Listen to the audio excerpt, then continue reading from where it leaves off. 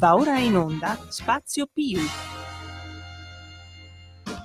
Buongiorno, buon pomeriggio e buon ascolto a tutte le ascoltatrici e tutti gli ascoltatori dello Spazio Più in collaborazione col SINAP, per la trasmissione del venerdì pomeriggio interamente dedicata alle forze dell'ordine, in particolar modo alla polizia penitenziaria.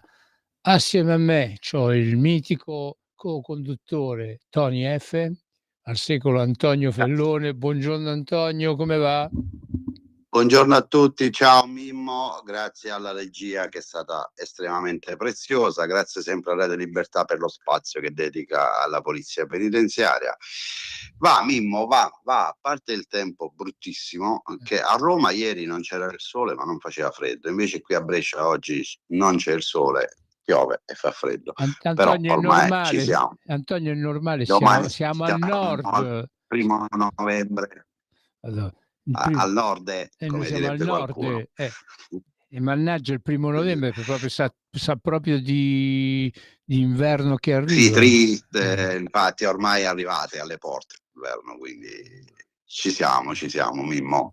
Antonio, facciamo delle Sì. comunicazioni di servizio. Allora, lo 02 92 94 72 22. Questo è il numero della diretta per chi volesse intervenire durante la nostra trasmissione. Tu lo sai, Antonio, che non abbiamo manco cominciato, che già c'era arrivata una telefonata di un'ascoltatrice. Pensa un po' come siamo. Addirittura.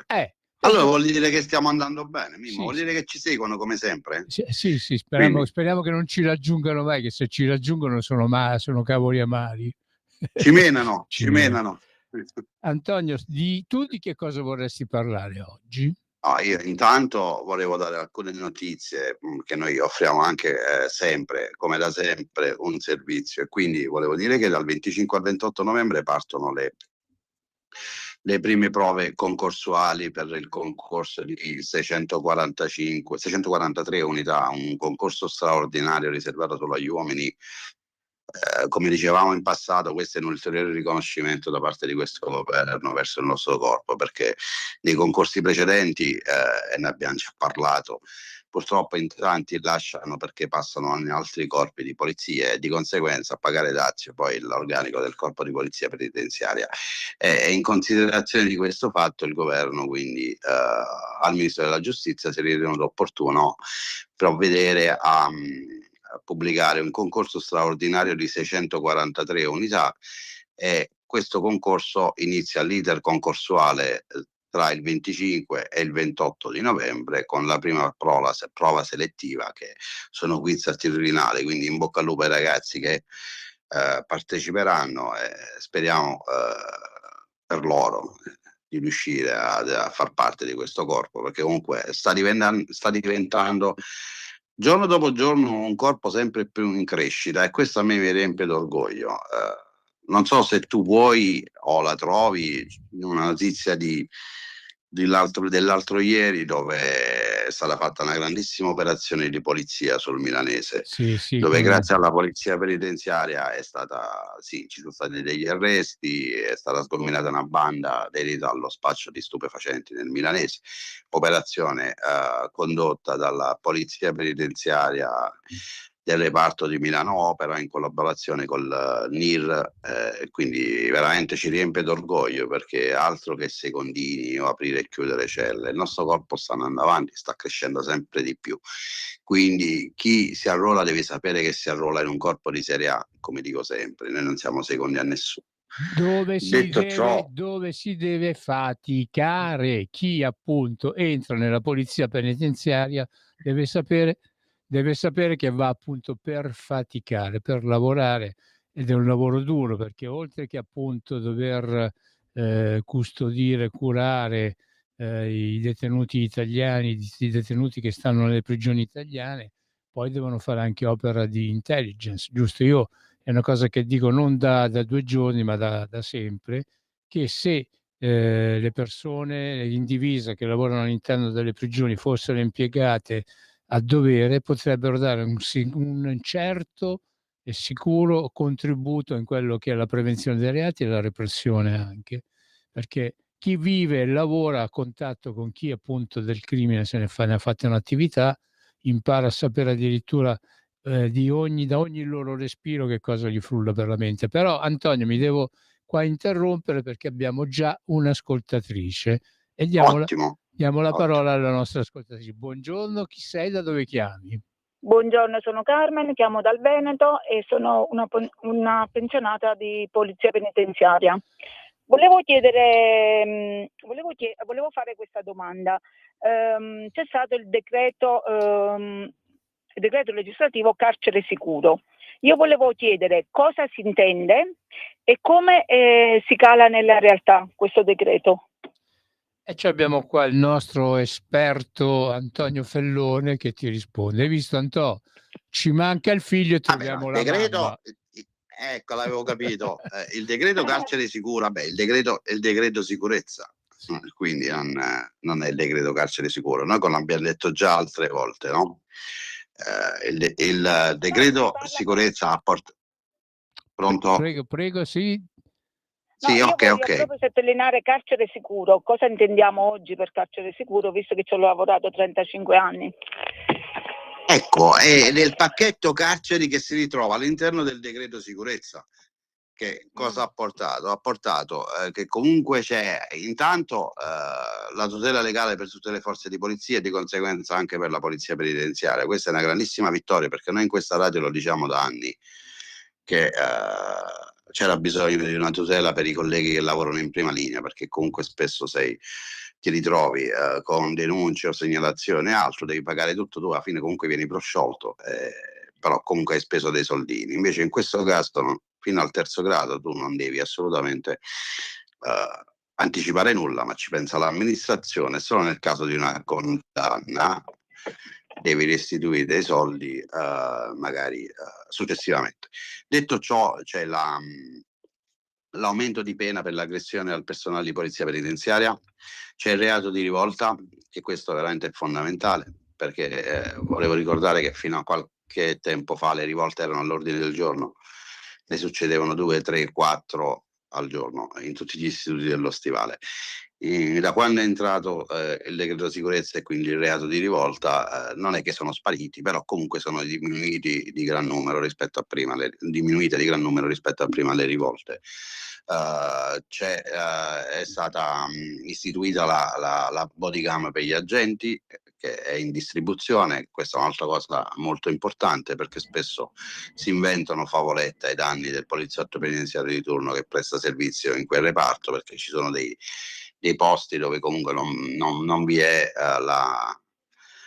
non arriva la telecamera di vigile, non vi è controllo visivo, perché non arriva la telecamera installata nei reparti, e quindi magari se tu entri all'interno di una cella dove comunque non vi è controllo visivo, puoi tranquillamente incappare in qualcuno che si inventa che tu gli hai fatto la qualsiasi, e di conseguenza per tutelare il poliziotto che svolge il proprio lavoro si è deciso comunque di prevedere anche per la polizia penitenziaria la bodycam.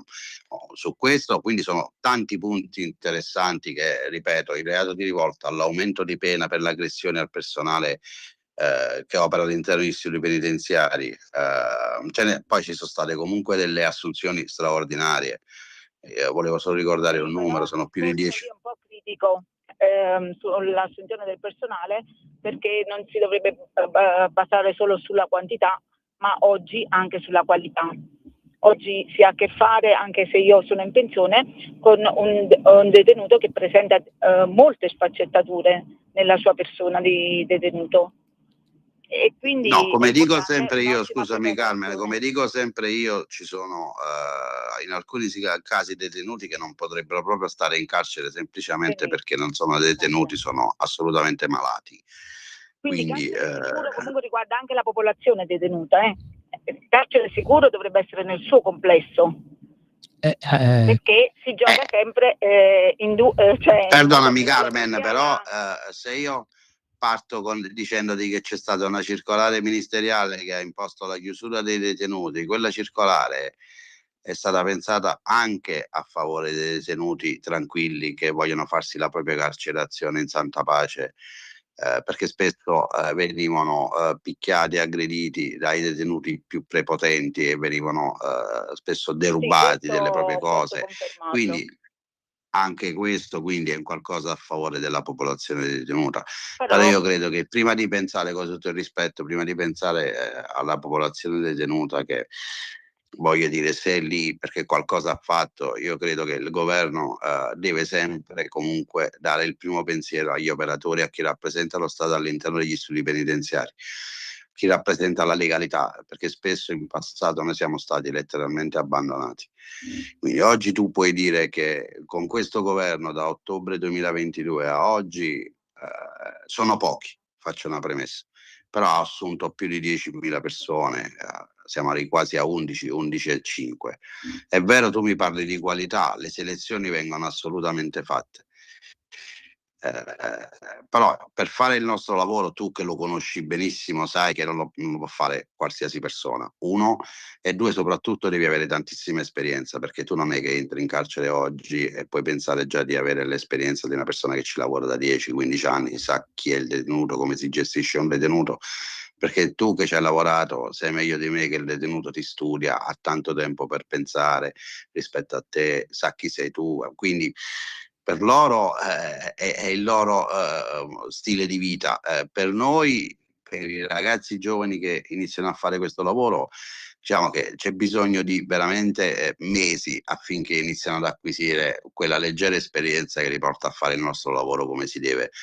E lì poi emerge la qualità di una persona o meno, perché nessuno credo nasca poliziotto penitenziario, quindi puoi nascere persona tosta che ha voglia di fare, di dare, di dimostrare, ma poi a metterle in atto certe cose non è da tutti. Quindi è ovvio che la qualità prima di tutto, però quando vai a fare delle selezioni, una volta che hai l'idoneità psicofisica delle persone, non puoi pretendere da esse che nascono già poliziotti penitenziari, che come dicevo tu, e io lo ribadisco ad alta voce, il nostro è un lavoro delicato, particolare, ma nello stesso tempo è veramente un bel lavoro, perché spesso ti può dare delle soddisfazioni, perché quando tu riesci comunque a comunicare o a tranquillizzare o magari A a farti sentire risolvere i presente, problemi, Antonio, a risolvere i a problemi, risolvere i perché problemi. i problemi ce li hanno anche le persone detenute, giusto? È chiaro. Assolutamente sì, e noi siamo lì, e noi siamo pagati per questo, per comunque gestire, capire e cercare di, tra virgolette, aiutare chi in quel momento ha bisogno di te, perché tu sei magari il suo unico punto di riferimento. E noi qua stiamo parlando di una tipologia di detenuti che comunque è la stragrande maggioranza, di gente che comunque vuole farsi la propria carcerazione, sa come funziona un carcere, rispetta lo Stato, rispetta la divisa e quindi la legalità è la persona che la sa, e tu là spesso può capitare che puoi essere utile a queste persone e veramente poi dopo sei contento perché hai fatto qualcosa di positivo. Perché noi spesso parliamo di detenuti e non detenuti, io dico sempre che ci sono 3 categorie di detenuti. C'è il detenuto che ha scelto il delinquere il proprio stile di vita, però quando è all'interno degli istituti penitenziari rispetta quelli che sono i regolamenti, rispetta chi indossa una divisa e rispetta lo Stato. C'è la seconda tipologia di detenuti che si trova lì per caso perché ha commesso qualche errore, ma non appartiene alla categoria dei delinquenti, e anche noi in questo caso riusciamo comunque a gestirli, almeno che non hanno problemi di tossicodipendenza.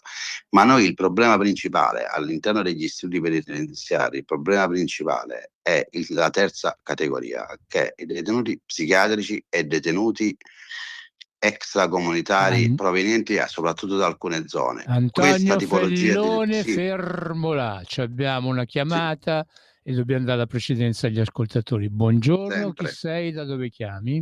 Sì, buonasera a tutti, Lisetta. Buonasera Lisetta, Sono prego. io che vi disturbo Buonasera. sempre. Allora, io vado indietro di qualche giorno fa, di un episodio che è successo a Pistoia, cioè l'autista ucciso del pullman. Io direi peni severi anche contro questi finti sportivi, perché sono finti sportivi. Allora, io sono rimasta colpita per l'ennesimo delitto da parte di facinorosi, chiamiamoli così, ultras estremisti, che con lo sport secondo me non c'entrano niente. Allora, un malcapitato autista a 2 passi dalla pensione, a fianco del collega, alla guida di un pullman di sportivi di una squadra di basket, mi sembra di Pistoia, Sì. viene colpito da un grosso sasso lanciato dal cavalcavia da uno di questi criminali che accennavo prima.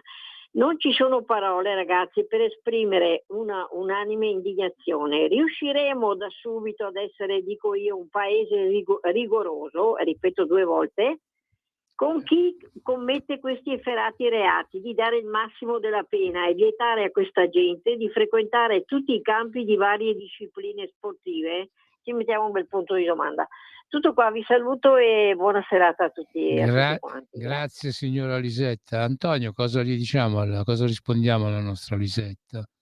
Io conosco la storia, essendo io un accanito sportivo e quindi seguo un po' tutto. Quella signora parlava di ciò che è accaduto l'altro giorno in una trasferta, credo sia una partita di basket tra Rieti e non ricordo l'altra squadra.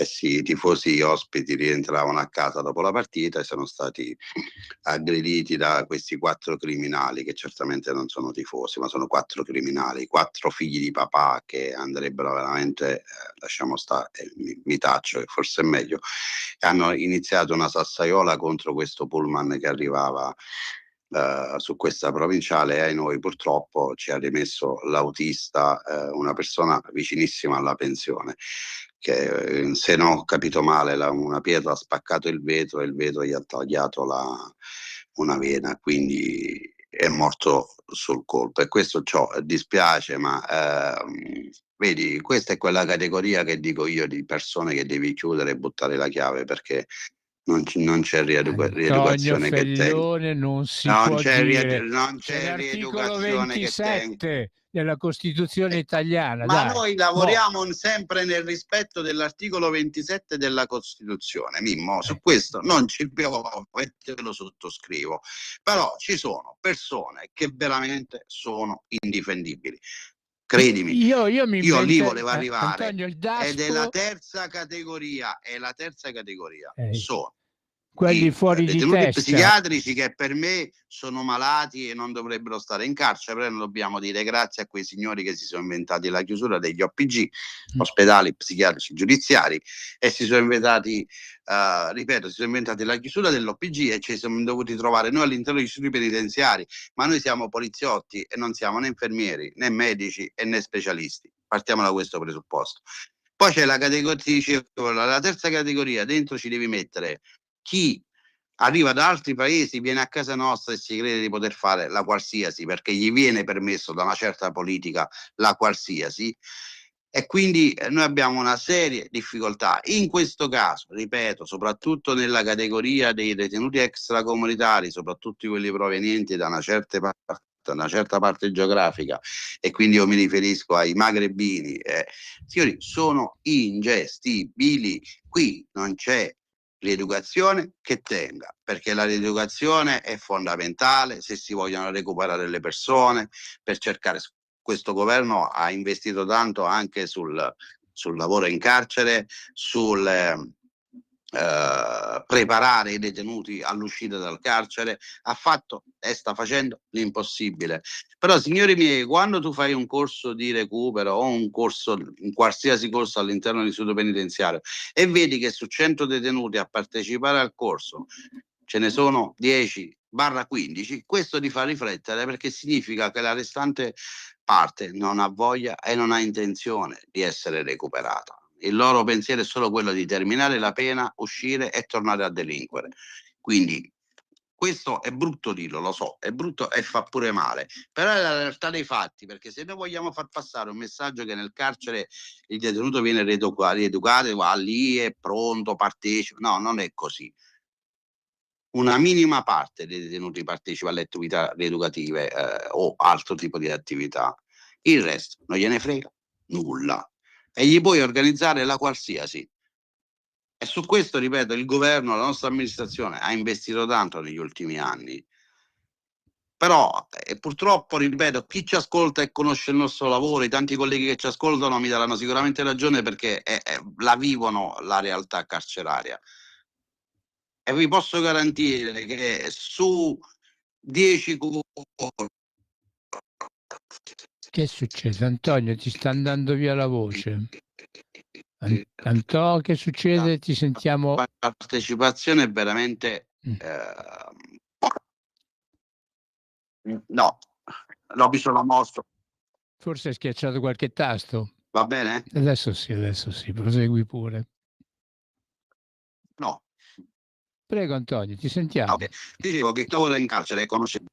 Sì, ti dicevo che chi lavora in carcere conosce bene la realtà qual è. E non è quella che a volte qualcuno vuole fare uscire all'esterno dicendo ma non si punta sulla rieducazione perché i detenuti vanno rieducati, ma per l'amor del cielo siamo tutti d'accordo, ma magari riuscire a portare a casa l'80% persone che escono dal carcere, quindi a battere con un 80% di persone che escono dal carcere non pensano più a delinquere. Sì, non ci viviamo per i fondelli. Mi sono mantenuto, va bene Mimmo? Hai fatto bene, che siamo in fascia la recidiva, protetta. ecco, la recidiva non è facile da battere e ad oggi è ancora bassissima, perché la stragrande maggioranza delle persone che sono in carcere non hanno intenzione di cambiare, purtroppo. E lo dico veramente con tanto dispiacere, perché ognuno di noi fa il proprio lavoro, il proprio dovere, soprattutto noi, perché cerchiamo di trasmettere magari a una persona che ha sbagliato, di fargli capire: guarda, evita, trovati un lavoro, trovati qualcosa. Basta guardare i dati in passato rispetto agli indulti o amnistie concesse. Io in carcere ci sono stato tantissimi anni al lavoro rispetto a chi magari non l'ha mai visto e pensa di poter parlare di carcere. Quando ci sono state in passato gli indulti e le amnistie, Mimmo, uscivano e dopo 3-4 ore addirittura venivano riarrestati perché erano lì a commettere nuovamente i reati. Quindi la soluzione dell'indulto, dell'amnistia o sconti di pena non serve a nulla. Non serve a nulla semplicemente perché si manca di rispetto alle persone vittime di vittime di reato, quindi vittime di queste persone, si manca di rispetto a chi sarà la prossima vittima, perché purtroppo è così, perché tra rapinatori, spacciatori e la qualsiasi a pagare dazio è il povero Cristo che sta fuori, che vuole farsi una vita tranquilla, pacifica e beata, invece si trova rapinato, si trova purtroppo un proprio figlio caduto nella droga e morto per colpa della droga e della tossicodipendenza. Quindi di cosa stiamo parlando? Io dico sempre, lo diciamo da sempre Mimmo, che chi deve parlare di carcere, almeno il carcere un pochino lo deve conoscere, perché se noi dall'esterno vogliamo dare vogliamo dare credito a chi dice ma dai allunghiamo, portiamo la liberazione anticipata da 45 a 75 giorni, ma cosa risolvi? Cosa risolvi? Che il rapinatore invece di uscire a fine anno esce qualche mese prima, ma il rapinatore tu sei convinto che quando esce dall'istituto va in chiesa, si va a trovare un lavoro, ma che dici? Che dici? Può essere che un po' di fiato lo prende, può essere, Antonio. No, però non è questa la soluzione, Mimmo, la soluzione non è questa. La soluzione per risolvere i problemi del carcere non è dare sconti di pena o altro. E soprattutto invito a chi continua a parlare di carcere, che prima di parlare di carcere, almeno una settimana in carcere ci deve stare. E io mi auguro per lui dalla parte di buona, non in una cella. A proposito di questo, io ieri sentivo la Zanzara con Cruciani, che c'era al telefono, uno di quelli che ogni tanto fanno intervenire, diceva era un tizio, un coatto, uno più De Maranza, era proprio un coatto di quelli proprio patentati romano, che diceva che secondo lui in prigione ci dovevano fare almeno un anno tutti i politici e pure i magistrati, perché così imparavano a capire cos'era la galera e come si potesse appunto sviluppare o risolvere quello che è il problema della giustizia in Italia. Forse un anno è troppo. A volte... Mimmo, guarda, io dico una cosa, non è una questione che il politico o il magistrato deve farsi almeno un anno di galera. Io credo che a volte bisogna essere fortunati a trovare persone che hanno voglia di ascoltarti, capire le problematiche ascoltarsi soprattutto e cercare insieme Ogni tanto, la trovare linea una soluzione. Il problema è la fortuna oggi abbiamo che veramente questo governo, e non lo dico perché io, come tutti ben sapete, collaboro col sottosegretario Ostellari, questo governo ha dimostrato sino ad oggi una grandissima attenzione verso quello che è il nostro mondo. Ripeto io quello che Antonio Fellone voleva dire, che però non si è sensibilità e sentito. attenzione. Bravo, ecco Antonio, sì. Beh, Ostellari, il Sì, una grandissima sensibilità e attenzione, perché ci ascoltano, perché insieme si cerca di trovare delle soluzioni a favore dei poliziotti, ma anche per cercare di fare una carcerazione migliore e dare magari un futuro a chi oggi si trova all'interno degli istituti penitenziari come detenuto, perché le opportunità le stanno dando, poi ognuno deve essere capace di prenderle al volo e di sfruttarle. Poi c'è chi ha voglia, lo fa e certamente ne trae dei benefici, poi ci sta chi non gliene frega niente o passerà la propria vita in galera, però non mi si dica che è un poverino, perché non è così, e non mi si dica che non gli è stata data l'opportunità, perché oggi di opportunità ce ne sono veramente tantissime. Per quanto concerne il discorso della magistratura e dei magistrati, anche qui vale lo stesso discorso, servirebbe forse veramente un maggiore confronto, una maggiore conoscenza di quello che è il mondo reale del carcere. E su questo ti devo bloccare, perché siamo alla fine della prima metà. Facciamo un piccolo stacco pubblicitario e poi ritorniamo con lo spazio più in collaborazione col SINAP e con il nostro mitico co-conduttore Antonio Fellone. Pubblicità. Stai ascoltando Radio Libertà, la tua voce libera, senza filtri né censura. La tua radio.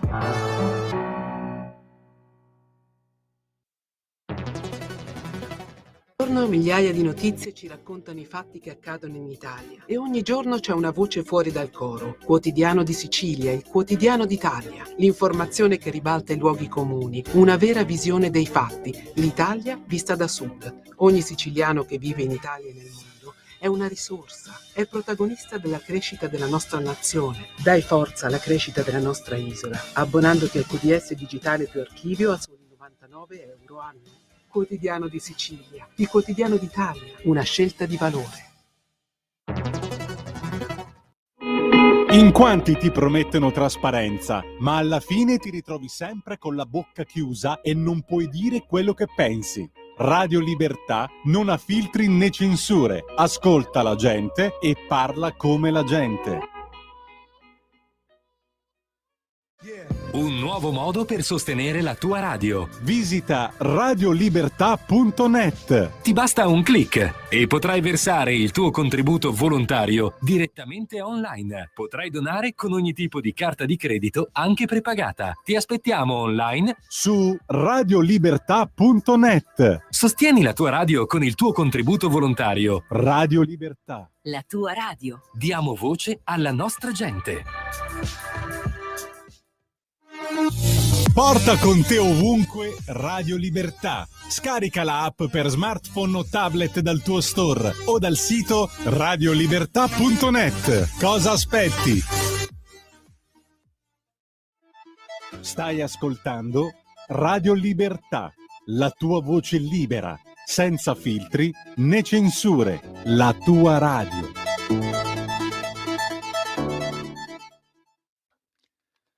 Rieccoci, è sempre lo spazio più in collaborazione col SINAP, e questo è il venerdì 31 ottobre del 2025. Questa è la trasmissione che noi dedichiamo qua da Radio Libertà agli uomini e alle donne delle forze dell'ordine. Oggi in particolar modo, da 8 anni, come da 8 anni a sta parte facciamo, della Polizia Penitenziaria. Ho con me a condurre questa trasmissione Antonio Fellone, che è un uomo che ci ha trascorso, anzi ci trova a trascorrere ancora tanti anni nelle prigioni italiane, ed è sicuramente una persona esperta, perché da questa radio, da questa trasmissione, in questa radio, in questa trasmissione ci sono solo persone esperte e persone che conoscono gli argomenti di cui si va trattando.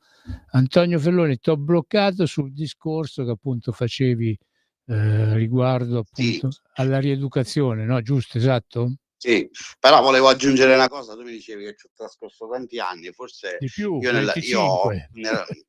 sì, però ho tantissimi difetti, però uno anche qualche piccolo pregio, e uno di questi è quello che mi piace tanto ascoltare le persone, perché a volte se non c'è l'opportunità di passarlo il tempo all'interno degli istituti penitenziari o per lavoro o per altro, bisognerebbe un attimo dedicare del tempo a chi ci lavora e lavora in prima linea e ci passa veramente 8, 10, 12 ore.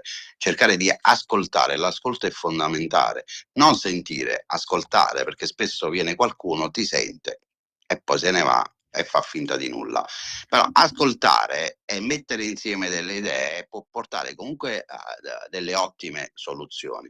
Quindi non è solo il discorso di chi può non entrarci in carcere perché per sua fortuna, e quindi io su questo che mi incazzo perché spesso parlano di carcere persone che 1 non ci sono mai entrate, 2 non sanno dove si entra e 3 non ascoltano, parlano perché giustamente si sentono in diritto di parlare loro per O forse, questa Antonio, avranno anche che il qualche carcere vantaggio, dà, avranno perché anche il qualche carcere dà, vantaggio, o no? bravo, perché il carcere è certo, perché il carcere dà visibilità.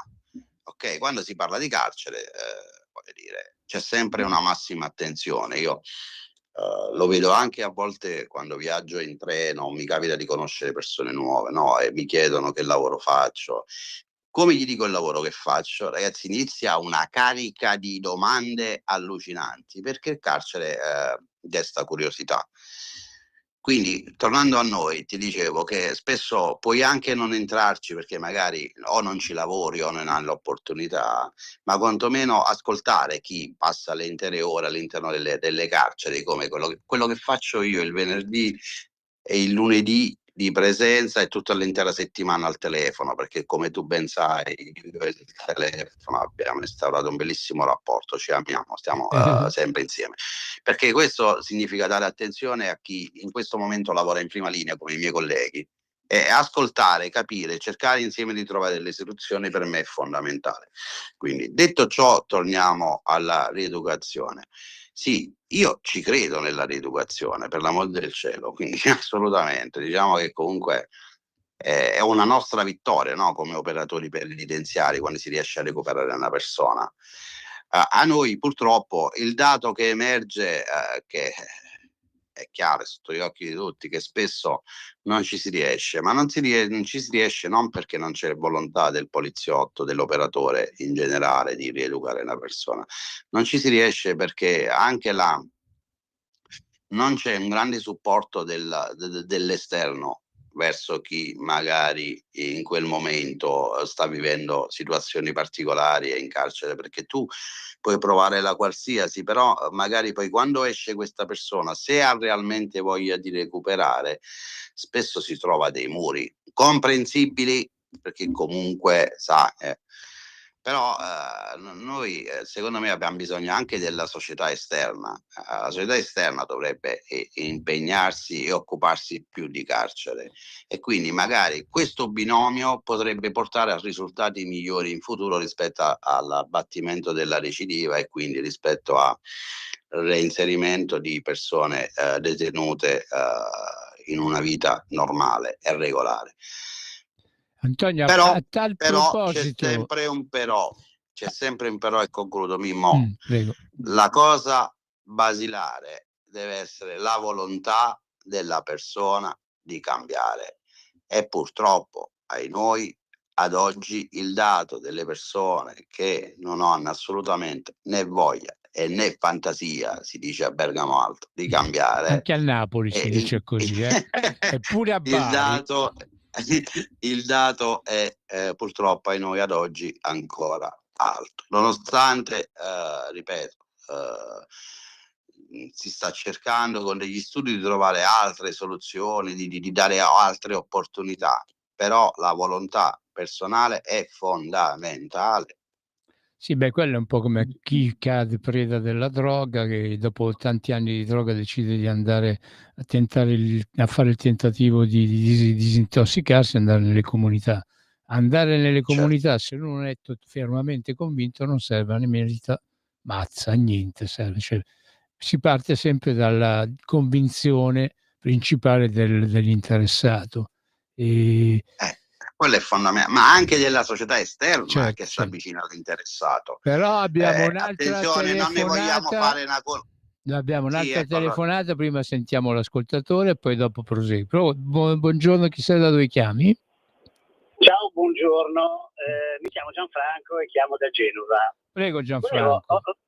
Sì, buongiorno. No, io ho sentito prima l'operatore che parlava prima del problema che il governo, cioè lo Stato, dovrebbe prima diciamo in qualche modo salvaguardare, cioè, il personale, e poi subito dopo i detenuti. Io non vorrei che cioè, con questa visione, perché poi ho sentito anche altre cose che mi suonavano un po' stonate, non vorrei che con questa visione fosse implicita una disumanizzazione di chi è comunque dentro a un carcere e sta pagando giustamente la sua pena, ci mancherebbe altro, per quello che ha commesso. Però parliamo sempre di persone che comunque sono titolari di diritti. Ora, quest'idea che lo Stato deve pensare, cioè che il detenuto comunque è qualcosa che viene sempre dopo, cioè non vorrei che poi alla fine fosse un alibi per quelli che nelle carceri pensano che non sia il caso di intervenire per renderli veramente rendere il carcere poi un'esperienza veramente che sia in grado di riabilitare il detenuto e di riportarlo in società. Non lo so, a me questa cosa dell'operatore mi è suonata proprio stonata, cioè sembra quasi che ci sia una trincea e che ci sono, cioè, gli operatori che lavorano in carcere che non sono in grado, ma giustamente perché per numero e per situazioni, per stipendio, io da quel punto di vista lì non parlo. Però è questa visione che mi preoccupa, questa visione che il detenuto comunque è lì e se ha qualcosa fatto deve scontare la sua pena, sì, però il detenuto nel momento in cui è in custodia allo Stato è sacro, la sua persona è sacra. Perdonami, perdonami, mi sì, puoi ricordare il tuo nome, perdonami. Gianfranco, chiamo da Genova. Gianfranco, ti posso dire una cosa. Questa è una sensazione che tu appunto hai vissuto. In questa trasmissione tu ci ascolti da oggi o ci hai ascoltato anche altre volte in passato? Ti ascolto da quando vi chiamavate prima Radio Padania negli primissimi anni 90, okay. Quindi vi ascolto da sempre. Non sono un elettore della Lega come magari puoi vincere, però sono una persona che ascolta perché mi piace ascoltare anche le persone che la pensano in modo diverso da me, e anche perché se poi vuoi argomentare, se non conosci la posizione degli altri, poi è difficile insomma riuscire ad argomentare ed essere credibili. Ecco. Comunque vi ascolto dai tempi di Roberto Ortelli, delle primissime trasmissioni. Varin addirittura lo conoscevo quando lavorava ancora a Radio Italia anni 60, quindi lo conoscevo per radio. No? Gianfranco, se tu vai su Facebook o su YouTube trovi tutte le trasmissioni del Professionisti Imprenditori Uniti, che ormai da 20 anni, cioè le trovi tutte quante. C'è nello spazio del venerdì, ormai sono 8 anni che con Antonio Fellone io conduciamo assieme. Se tu vai su lì puoi sentire tutte le varie argomentazioni che abbiamo trattato in tante trasmissioni. È chiaro che in questo spazio tu senti un pochino più la voce di una sensibilità nei confronti degli agenti della polizia penitenziaria, perché d'altronde, fa conto, oggi mentre io e te parliamo e Antonio ci ascolta, ci sono in corso vari convegni portati avanti da Anna Maria Rita Bernardini, con Nessuno Tocchi Caino, con varie associazioni, cioè nei giorni a venire ci saranno altri interventi appunto a favore di chi della popolazione detenuta. In questa trasmissione noi diamo un pochino più l'accento su quelli che sono i lavoratori, però se ti vai ad ascoltare le varie trasmissioni che abbiamo fatto ormai da 8 anni, tu puoi percepire quella che è l'attenzione appunto di Antonio Fellone, di quelli che lui di volta in volta ha fatto partecipare a questa trasmissione, proprio nei confronti anche dei detenuti, e che il problema è che nelle galere si sta male, si vive No, di... no, per carità, posso dire ancora una cosa, Come poi no? ti ascolto per radio, Sì. per non togliere altro. Sì, io non è la prima che ascolto, ne ho ascoltate varie di queste trasmissioni, e sì, capisco anche che si portino avanti, si perorino le cause del personale che lavora, e ci mancherebbe altro, sono anche una persona che lavora e capisco tutto perfettamente.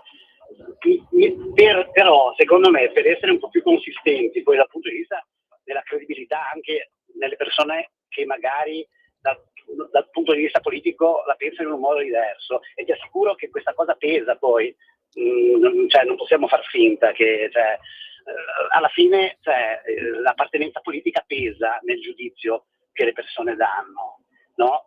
Che può essere un po' più avveduto se le persone hanno gli strumenti, o meno avveduto quando si tira nel mucchio e si fa, si cerca di fare sensazionalismo, però non è il mio caso, te l'assicuro.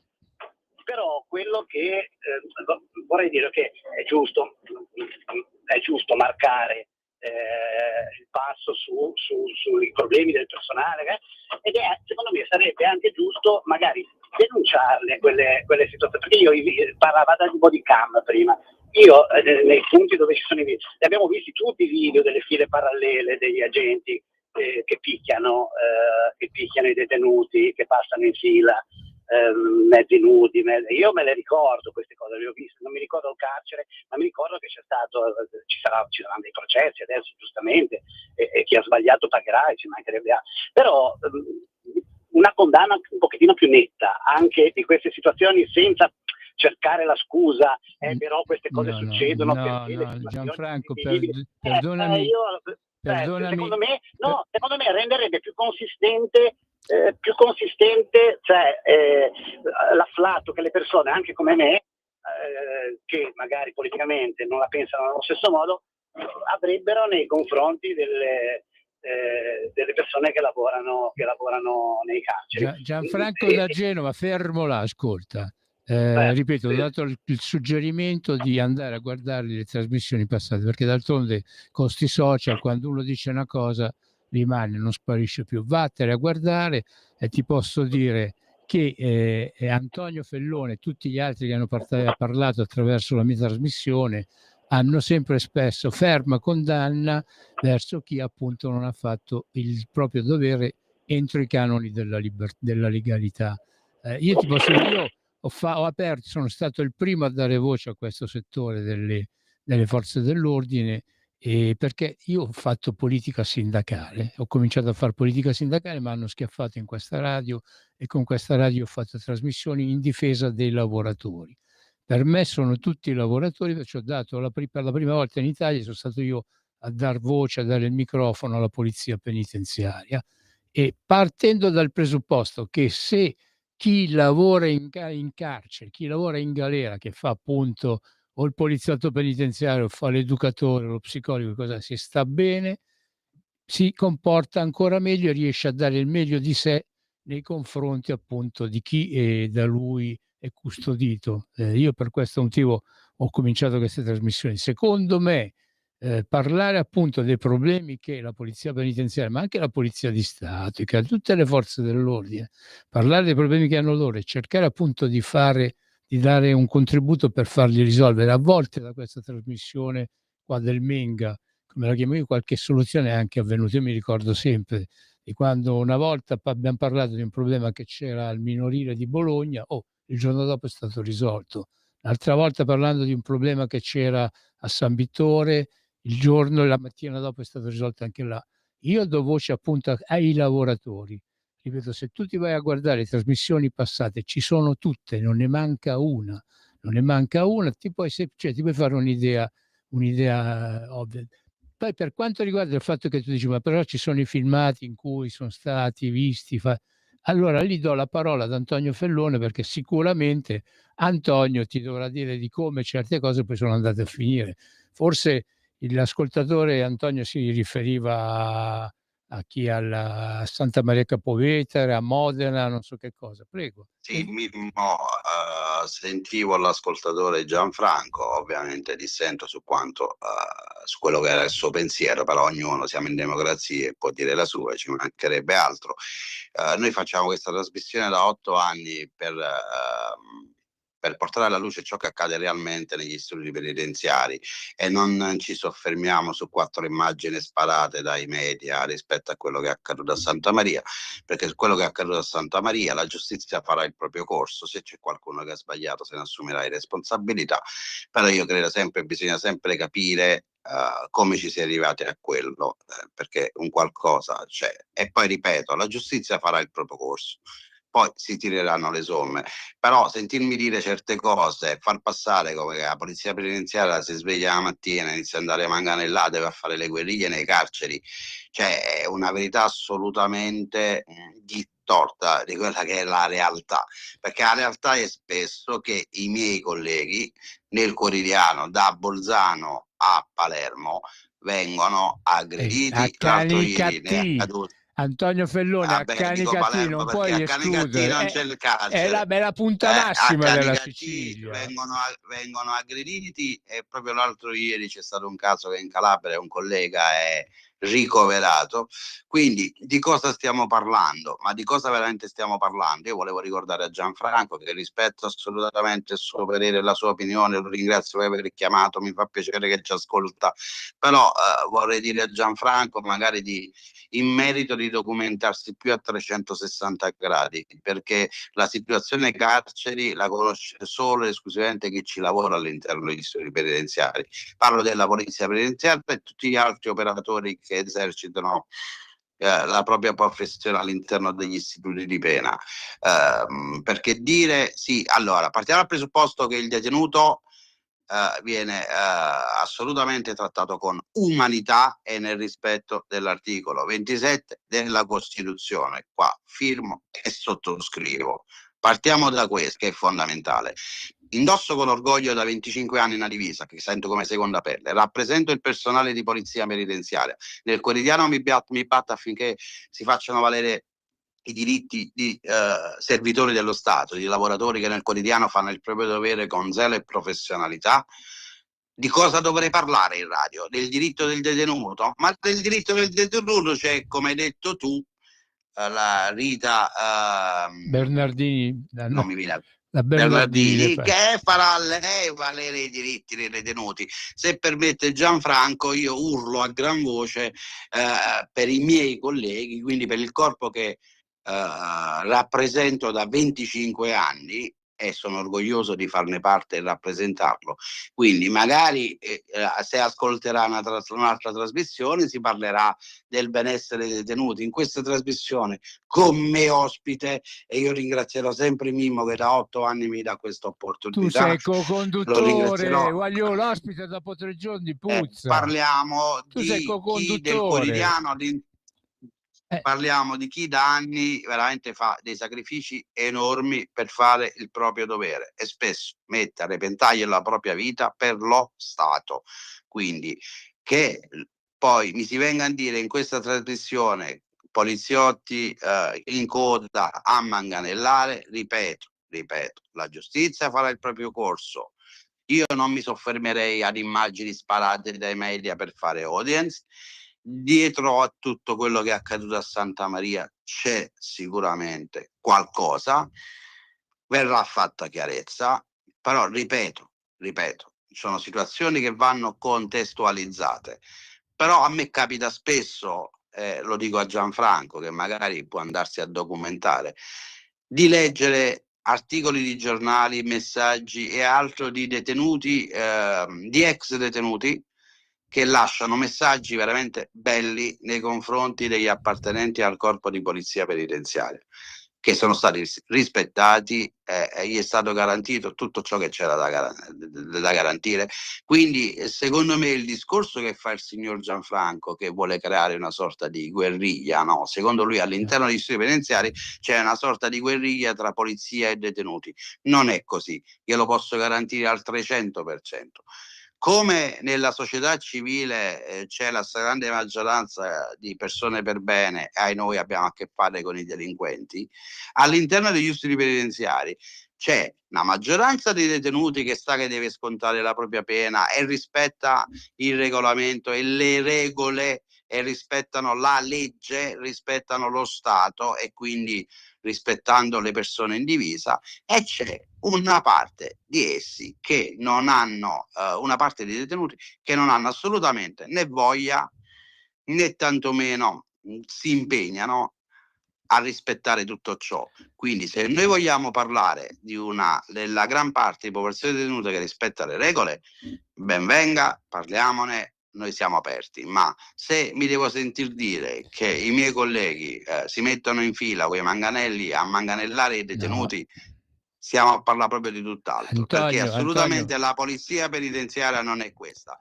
E quando io prima dicevo, prima di parlare del nostro lavoro, prima di parlare del mondo carcere, non bisogna soffermarsi a ciò che sparano i media, ma a studiare, a capire, ad ascoltare, allora in quel momento forse si riesce a capire un attimo che cos'è il mondo carcere e la polizia penitenziaria. Vale anche per i detenuti, attenzione, perché spesso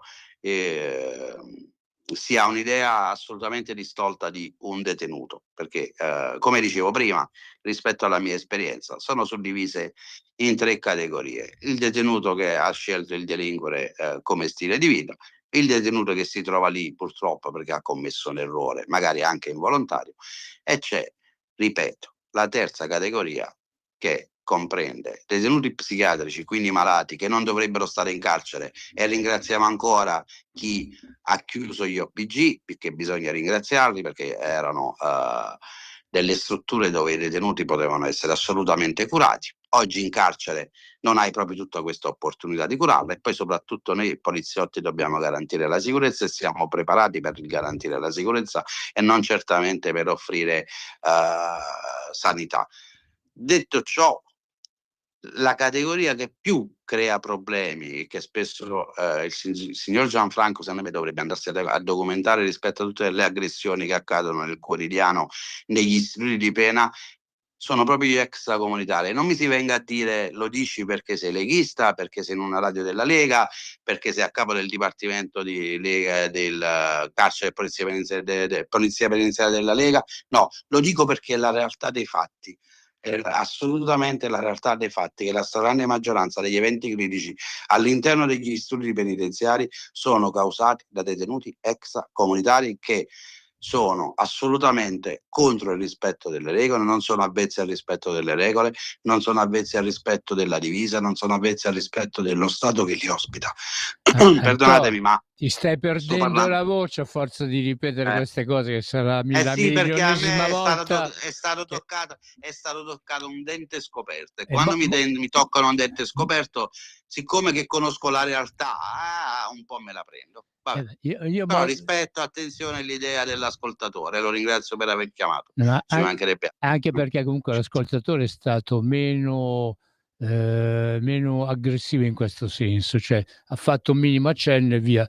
Però io ti devo dire una cosa: tu hai parlato della terza categoria, cioè di quelli che sono i detenuti per lo più di etnia straniera. Quelli praticamente non hanno proprio nulla da perdere e manco nulla da guadagnare, perché stanno nel più completo e totale degrado, fuori quando poi commettono i crimini e poi anche quando ci ritornano. Cioè questi non hanno proprio futuro. Tu avevi parlato degli psichiatrici, che ringrazio appunto chi ha chiuso gli OPG, ma io ringrazierei addirittura quell'anima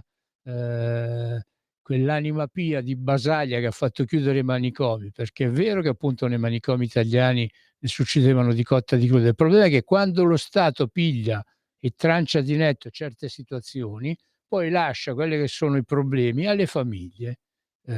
Con la legge Basaglia ci sono state tante famiglie che si sono ritrovate a dover gestire matti scocciati in casa, e a livello invece di giustizia, chiudendo gli OPG, gli ospedali psichiatrici giudiziari, in pratica ci sono appunto non ci sono le famiglie, ma in compenso ci siete voi della polizia penitenziaria che ve li dovete cuccare tutti quanti, perché nelle famigerate REMS, le residenze dove appunto dovrebbero essere un collocati. fallimento totale, Mimmo, le REMS, un fallimento totale. Allora Le REMS sono state un fallimento totale. Dobbiamo quindi è inutile che ci giriamo attorno. dobbiamo dire alle nostre ascoltatrici e ai nostri ascoltatori che praticamente voi della Polizia Penitenziaria, ma non solo, anche la Polizia di Stato, i Carabinieri, quando avete a che fare con questi soggetti che sono malati di mente, ve li dovete proprio smazzare in tutto e per tutto, e a volte se vi pigliate qualche sputo, e può essere già una cosa del genere, ma rischiate di prendervi qualche sputo vuol dire che ti è andata bene, perdonami se ti interrompo, Mimmo. Infatti.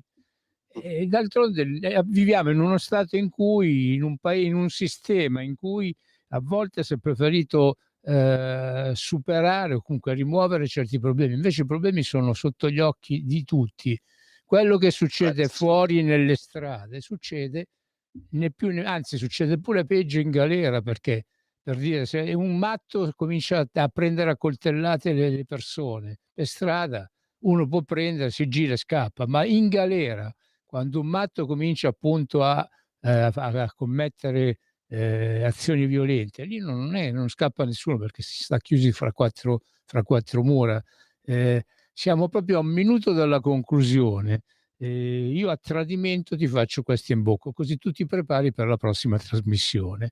Io ho letto la circolare in cui in pratica tutti gli atti che dovrebbero adempiere a quello che è un dettato costituzionale, quello che è la rieducazione del detenuto con l'articolo 27, ma anche con quello che è l'ordinamento penitenziario, praticamente tutte le azioni che devono essere svolte in una prigione a favore dei detenuti, comunque per esempio corsi o cose del genere, che usufruiscono di quello che è la partecipazione o di insegnanti o di volontari, insomma, devono passare ormai per il Dipartimento dell'amministrazione penitenziaria. Quello che prima poteva gestire e decidere un direttore di galera con l'assenso del magistrato di sorveglianza, ma invece è decaduto, grazie a questa norma che appunto è proprio fresca di pochi giorni fa. Ne parleremo sicuramente alla prossima trasmissione. Così, preparati bene, perché poi ti interrogo, capito? Perché io oggi sono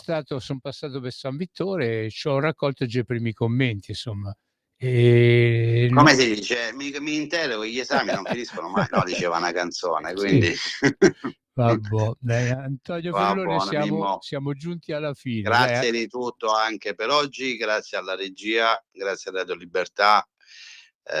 Noi ci vediamo venerdì, spero di presenza, perché la volontà c'è sempre, ma a volte ci sono degli impegni che ti portano purtroppo a non riuscire, però noi andiamo avanti, perché la trasmissione più passa il tempo e più è seguita, più va bene, perché abbiamo sempre detto la verità, a prescindere dall'appartenenza, e questo ci rende onore, ce lo possiamo dire tranquillamente, Mimmo. Stiamo crescendo anche nel Lazio e a Roma, perché tante persone e colleghi hanno saputo della trasmissione o l'hanno scoperta per caso e ogni venerdì ci ascoltano, e quando poi sono su Roma, ma anche in giro, spesso mi dicono: hai detto bene, è giusto, salutami Mimmo, siete bravi, andate avanti, non mollate, perché lo possiamo dire a gran voce, noi siamo l'unico organo, tra virgolette, ufficioso, possiamo dirlo ufficioso, che dà voce alla polizia penitenziaria, quindi di questo ne siamo veramente orgogliosi. Grazie a tutti, buon weekend, ci vediamo. Vai con i soliti saluti, vai Antonio, è tuo questa parte. Viva la polizia penitenziaria e viva il SINAP, a venerdì. Avete ascoltato